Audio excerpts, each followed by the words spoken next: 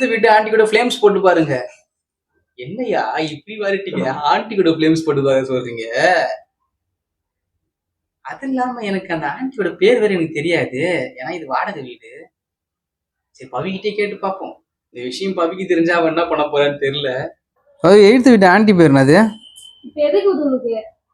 இல்ல காலைல ஒரு கொரியர் வந்தது, அவன் ஏதோ ஒரு பேர் சொன்னான், அது மைண்ட்லயே நிக்குது. அது குமாரி. குமாரி. கூகுள்ல போயிட்டு ஃப்ளேம்ஸ் கால்குலேட்டர் போட்டு பார்க்கலாம். First name Prasanth, second name Kumari போட்டாச்சு. கால்குலேட் பண்ணலாமா?